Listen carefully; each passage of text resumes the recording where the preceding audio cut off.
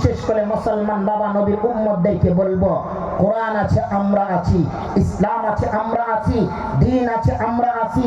যে জায়গায় দ্বীন থাকবে, কোরআন থাকবে, নামাজ থাকবে, নবীর সুন্নাত থাকবে, আমরা সেই জায়গায় জীবনকে দিতে বিলীন করে দিতে বাধ্য হব, ঠিক কিনা? এই জায়গায় কোরআন থাকবে না, ইসলাম থাকবে না, নবীর সুন্নাত থাকবে না, নবীর উপরে বিভিন্ন কটূক্তি কথাবার্তা চলবে, আর এরকম জীবন দেব, নবীর অপমানকে আমরা টিকায় রাখবো, ঠিক কিনা? রাজি কিনা? কারা কারা রাজি? প্রতিটা কথায় কি আছে চালু, শেষ পর্যন্ত ইনশাআল্লাহ আজকে থাকবে। বলছি যে ইনশাআল্লাহর বয়ান করলে 2 ঘন্টা কাটাই ফেলাম। এই ময়দান থেকে কেউ কিছু নিবে, কেউ কিছু দিবে, ঠিক কিনা? যেমন বাদশাহ হারুন রশিদ, শুনেছেন নাকি? নাম শুনছেন?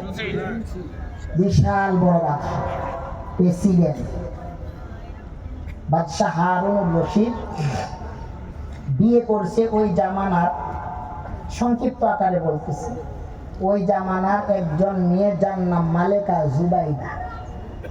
তো বাদশাহ হারুন রশিদের বাড়িতে একজন চাকর ব্যক্তি ছিলেন যার নাম বাহলুল পাগল। তো মালেকা জুবাইদা আর বাদশাহ হারুন রশিদ বিয়ের পরে স্বামী স্ত্রী একদিন এক টাইমে নদীর কিনারে যাইতেছে ঘুরতে। তো ঘুরতে যখন যাইতেছে, ইতিমধ্যে দেখতেছে বাহলুল পাগল জানি নদীর পারে, নদীর বালুর ভিতরে জানি কি জানি করতেছে। তো মালিকা জুবাইদা সামনে যায় আর বাদশাহ হারুন রশিদ পিছনে পিছনে যায়। তো মালিকা জুবাইদা যায় বাহলুল পাগল রে বলে, বাহলুল কি কর? ওই জান্নাতের বালাখানা বানাইতেছি। সুবহানাল্লাহর আওয়াজ কি এত ছোট নাকি? হয় বউয়ের কম্বলের নিচে যাইয়া করবেন না? সুবহানাল্লাহ জোরে পড়া যায় না? সুবহানাল্লাহ। তো বাহলুল পাগল মালিকা জুবাইদার কথার জবাব উত্তর দিছেন, ও মালিকা জুবাইদা, আমি জান্নাতের বালাখানা বানাইছি। বলতেছে জান্নাতের বালাখানা বানায়া কি করবেন? কয় কাস্টমার পাইলে বিক্রি করব। ওই জান্নাতের বালাখানার দাম কয় টাকা? কয় 1 দিরহাম টাকা। মালিকা জুবাইদা টাকা বাইর করে দিছে। বাহলুল পাগল শাহাদাত আঙ্গুলটা উঁচা করে রেখা টেনে বলল, ও মালিকা জুবাইদা, এই জান্নাতের বালাখানা আপনার। সুবহানাল্লাহ। কিছুক্ষণ পরে মালিকা জুবাইদা চলে গেছে। বাদশাহ হারুন রশিদ বলে, বাহলুল কি করা? জান্নাতের বালাখানা বানাইতেছি। কি করবা? কাস্টমার পাইলে বিক্রি করব। কয় টাকা দাম? কয় 1 দিরহাম টাকা। কয় দূর পাগল, জান্নাতের বালাখানার দাম কখনো 1 দিরহাম টাকা? নাক ছিটাইয়া চলে গেছে। দুই স্বামী স্ত্রী গেছে এশার নামাজের পরে ঘুমাইতেছে। গভীর রজনী রাত্রে বাদশাহ হারুন রশিদ স্বপ্ন দেখতেছে। স্বপ্নে দেখতেছে যে মনোরম একটা বাগিচা, একটা পরিবেশ দেখা যায়। তো হাঁটতে হাঁটতে যখন পরিবেশে গেছে, এত সুন্দর পরিবেশে যাওয়ার পরে সামনে দেখতেছি এর থেকে আরো পরিবেশ ভালো দেখা যায়। আরো সামনে গেছে, যাওয়ার পরে দেখতেছে এই পরিবেশের সামনে কয়েকটা বালাখানা দেখা যায়, ঘর দেখা যায়। তো এক বালাখানার গেটে লেখা আছে মালিকা জুবাইদা। গেটের কাছে যায় যখন দেখছে মালিকা জুবাইদা লেখা, বলছে এটা তো আমার স্ত্রীর কামরা, ঘর তো একটু ঘুরে আসে। গেটের কাছে গেছে, দারোয়ান হাত দিয়ে বলছে, দাঁড়াও, কই যাও? গেটের চৌকাটের কাছে লেখা আছে মালিকা জুবাইদা।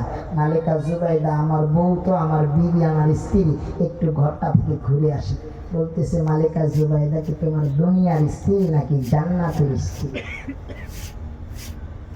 পাগল, এইখানে এটা দুনিয়া না, এটা আখিরাত। এটা আখিরাত, এটা জান্নাত। এই জান্নাতের বালাখানার গেটে জান্নাম লেখা আছে। এই বালাখানা শুধু তারই। সুবহানাল্লাহ। চলে সাথে সাথে যখন পাঠায়া দিছে, বাদশাহ হারুনের রশিদের ঘুম ভেঙে গেছে। ঘুমও ভাঙছে, এদিকে আজানের ধ্বনিও আসতেছে। তাড়াতাড়ি ফজরের নামাজ পড়ে নদীর কিনারে গেছে, যায় দেখতেছে যে বাহলুল পাগল আবারও কি জানি বানাই। বাহলুল কি করা? জান্নাতের বালাখানা। কি করবা? কাস্টমার পাইলে বিক্রি করব। কয় টাকা দাম? কয় খরিদ করবেন? কয় জি। কয় আপনি যদি খরিদ করেন আপনার রাজত্বের 3 ভাগের 2 ভাগ আমার নামে দেবেন, আপনাকে জান্নাতের একটা বালাখানা আপনার নামে দেবেন। কয় পাগল, কালকে একই জায়গায় একই স্থানে আমার বিবি আমার স্ত্রী জান্নাত খরিদ করেছে 1 দিরহাম টাকা দিয়ে, আজকে কি জান্নাতের দাম বেড়ে গেল? বাহলুল পাগল বলে, বাদশাহ আগে বলেন তো আপনি যে জান্নাত খরিদ করতে এসেছেন যাইনা আসছেন নাকি অজাইনা আসছেন? আপনার বিবি মালেকা জুবাইদা যে জান্নাত খরিদ করেছে কালকে যাইনা করেছে না অজাইনা করেছে? এই প্রশ্নের আগে উত্তর। বাদশাহ হারুন রশিদের দিমাগ ঠান্ডা। ব্যাপার কি, একজন চাকর কর্মচারী আমার বাড়িতে কাজ করে, এই বাহলুল পাগল আমি স্বপ্নে দেখেছি, এটা কিভাবে জানলো? এটা কিভাবে খোঁজ পাইল? এই মাহফিল থেকে একজন একটা আপেলের দোকান দিছে, আপেলের কেজি হইল 150 টাকা দোকানে, এখানে 70 টাকা কেজি লাগাইছে। আপনারা কি মানুষটারে 2 নাম্বার ভাববেন কিনা?